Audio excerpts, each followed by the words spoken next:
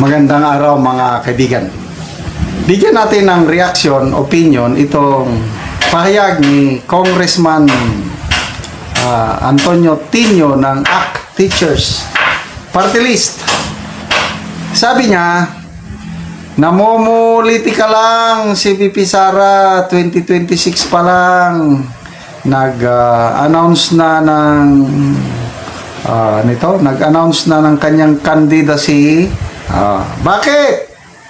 Sabi ni Congressman Tino, gusto niyang sindakin ang mga kongresista na ngayon ay nakatakdang talakayin ang impeachment cases laban sa kanya.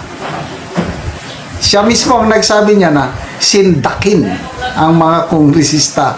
And I agree.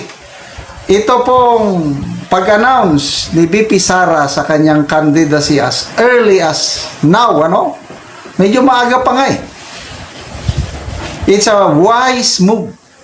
Brilliant. Itong si Risa Ontiveros, last year pa yan, sinasabi niya na available siya na tatakbong presidente. Paulit-ulit. Lately, inulit na naman niya. And then, walang impact. As in, sabi nga ni Professor Malotikia, it's too early to announce. Usually daw, ang mga announcement na ganyan, pwede na December of 2026. Pwede nang i-announce. Kung front runner ka daw, usually, si VP Sara, front runner, usually, ang front runner last to declare his pagtakbo na presidente. Ganon daw. But VP Sara is very strategic. Timing. Bakit timing? Kasi nga, yung tatlong impeachment complaint, ngayon na, tatalakayin na sa Committee on Justice na i-refer na. So, ano ang epekto ng kanyang formal announcement na ako, si Sara Duterte, tatakbo bilang presidente sa 2028? Ano ang epekto ng deklarasyon na yon sa mga kongresista na boboto kung iakyat ba sa Senado ang kanyang impeachment? Ito na mismo, kongresista na mismo, Tino ang nagsabi, namumuliti ka lang yan, gusto niyang sindakin ang mga kongresista na boboto para maakyat sa Senado ang kanya. And truly, it's a brilliant move talaga. Mag-iisip ng marami ang mga kakampi ni Martin Romualdez ngayon. Di ba? Si Martin Romualdez matagal hindi nagpakita. Nung nagpakita siya, wow! Ang payat, slim na slim, pinagkaguluhan sa Kongreso, sa plenary. Ano yung timing niya? Yun yung araw ng impeachment complaint, dalawa pa noon, formal ng inirefer o transmit ng House Secretary General sa Office of the Speaker.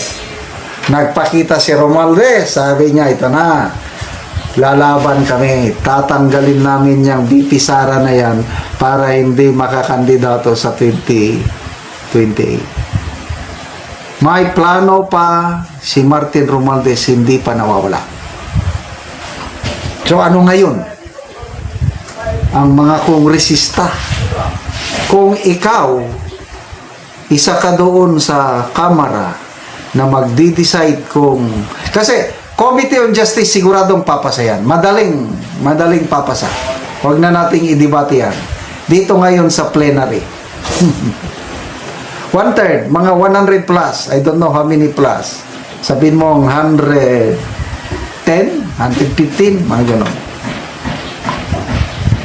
bago itong formal announcement ni VP Sara sa kanyang presidential bid, nagsasabi na ang mga kongresista na alanganin sila sa numbers, yung 1/3. Mga naunang nagsabi, Congressman Abante, malamig ang suporta ng impeachment ni VP Sara sa mga administration congressman, sabi niya. Sumunod si Congressman Ronald Puno, maraming problema sa bansa na dapat asikasuhin. Hindi namin susuportahan ang impeachment, both laban kay Pangulo and laban sa Vice Pangulo. Pangatlo, sino pa? Si Congressman Toby Chanco, sabi niya, malabo na makakuha ng 1/3 dahil walang incentive, walang pundong may bibigay sa mga pipirma. Sino pa? Congressman Eli San Fernando, malabo na makakuha ng 1/3 dahil ang mga kasama naming kongresista nag-iisip yung political career nila sa 2028. Dilima, nag-endorse siya, 2 impeachment complaint lapang kay VP Sara, in-endorse ni Dilima. Siya mismo nagsabi, we are uncertain of the numbers kung makakuha ba kami ng 1/3. Ang pinakamatindi, ang Deputy House Majority Leader, Congressman Lawrence Defensor. Inamin niya, alanganin talaga yung 1/3. Ito alanganin na sila bago nag-declare ng presidential bid si VP Sara. Alam yun ni VP Sara Kaya dinagdagan pa niya kung sa boxing pa, grugi na yung kalaban, left hook ba yan o right hook? Lalong tumba. Wala na, takot na ang mga kongresista ngayon. Senado naman, Senate President, atat na atat. Every day. Sabi niya, pagdating dito ng impeachment ni VP Sara, every day, bilisan natin, tapusin natin, atat na atat si SP Soto na magkaroon ng impeachment trial. At na ngayon, anong itra-trial ni Senator Soto na impeachment case kung ang mga kongresista wala na, nasindak na? Sinong kongresista na front-runner ka, tatakbo ako? I-impeach mo ako? Sige, magkita tayo sa 2028. Patay. Tapos ang boxing. Salamat mga kaibigan sa inyong pagsubaybay sa ating channel.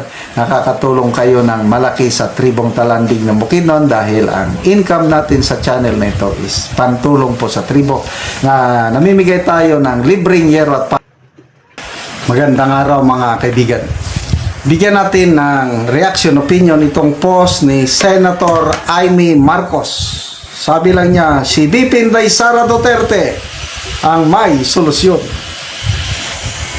Senator Amy R. Marcos, opisyal na pahayag ukol sa pagdeklara ni VP Sara Duterte sa kanyang pagtakbo bilang Pangulo. Itinaga lamang niya sa bato ang hiling at panawagan ng kanyang mga taga-suporta. Kinumpirma rin niya ang takot ng kanyang mga kalaban. Siya ang katauhan ng kabaliktaran ng administrasyong ito. Wow! Siya ang magbibigay ng direksyon sa kawalang patutunguhan ng bansa. Taglay niya ang tapang at malasakit ng kanyang ama habang bitbit ang karanasan sa pagtulong sa maralita, mga nangangailangan at pinagmalupitan. Siya ang may solusyon. Medyo ramdam ko ang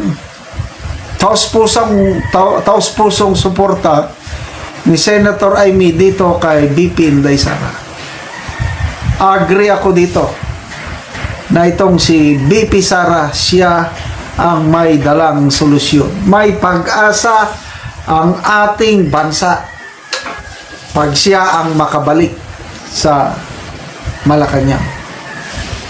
Taglay niya, sabi dito, ang tapang at malasakit ng kanyang ama. Ito na, like father, like daughter. Hindi katulad tayo noon, ako, noong 2022, akala ko like father, like son.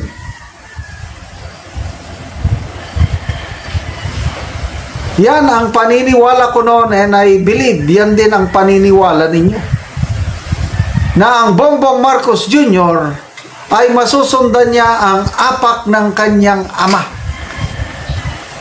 Na tayong mga kaedad ko, mga may edad na. Ayun, kung may edad kayo 50 plus pataas, I believe na narinig nyo, naramdaman nyo ang nagawang maganda ng isang Marcos Sr. Kaya bumoto tayo sa isang Marcos Jr. dahil sa Marcos Sr. Nung kampanyahan pa ng May 2022 election, ako, kalye survey. Sino ang bobotohan mo? Pinapakita ko ang mga kandidato. Marcos ako. Bakit? Dahil may nagawang maganda ang kanyang ama. Maraming ganong sagot. Dahil sa kanyang ama. Nagkamali po tayo. Dahil kabaliktaran siya sa kanyang ama. Malayo siya sa isang Marcos Jr. Masipag yung Marcos Sr. Matapang. Lumaban panahon ng gyera ng Hapon. Isang Medal of Valor awardee, may talino. Ito ngayon, naniniwala ko, sandali may tumatawag. Yun. Malayo siya sa kanyang ama. Wartime hero ang kanyang ama. Siya naman, I don't know how do we call itong Marcos Jr. niya na ito. Ibang-iba si BP Inday Sara. Isa siyang public servant na may puso na at may experience dahil yung kanyang nagawang maganda sa Davao City magagawa niya yung Duterte brand of governance sa Davao City, magagawa nila sa buong Pilipinas. Itong Marcos Jr. na ito, na nailad tayo, nabudol tayo. Akala natin magandang nagawa niya sa Ilocos Norte, wala pala eh. Marami na kong narinig na testimony ng taga Ilocos Norte na wala. Halos hindi daw nagtratrabaho ng governor siya sa Ilocos Norte.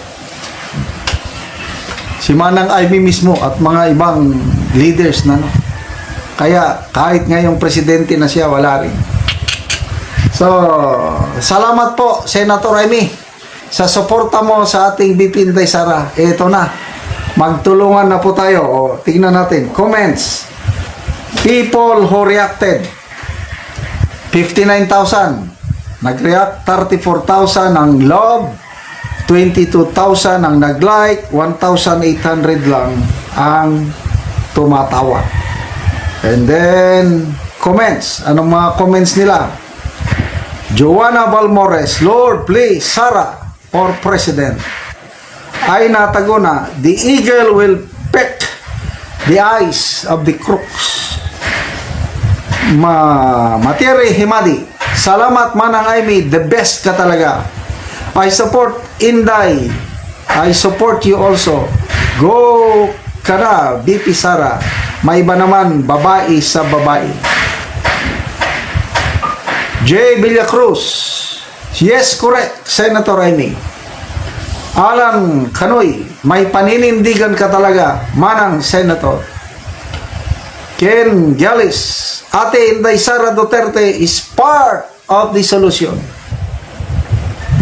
AJ GM, tapang at malasakit ang pagbabalik. Loras Tyrell, it will be a new Independence Day. Well said, Madam Amy. Support Duterte. Claridel Akika. Thank you, Senator. Alam ko, ikaw na Marcos ang matino, kaya binoto kita last election kay naniniwala kami kay BP Sara. Yes. The remaining matinong Marcos, Senator Amy. Magtulungan tayo. Mga Ilocano dyan na naniniwala kay Senator Amy, sana suportahan nyo si BP Inday Sara. Kami, Ilocano kami. Kailang susuporta kami kay BP Inday Sara. Salamat mga kaibigan sa inyong pagsubaybay sa ating channel. Nakakatulong kayo ng malaki sa tribong Talandig ng Bukidnon dahil ang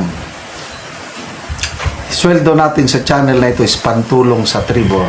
Mimigay tayo ngayon ng libreng yero at pako para makapagpatayo sila ng mas maayos na tirahan. Panoorin ninyo ang video na ito. Una si Angkol ang natagaan og yero. Ay na ba ang sayusin? Oo. Salamat daw nga tabangan siya og sin. Sandig. So sandig lang ni Angkol ang yero. So muna ni ang itsura sa iyang balay. O karon muna ni ang itsura sa balay ni Angkol sa tagaan ng Bugero. So mga buslot-buslot na gyud gipang tapakan lang gani ang uban. Tapak-tapakan ko rin. Makita gid nato nga panagid kaayo ang iyang hero.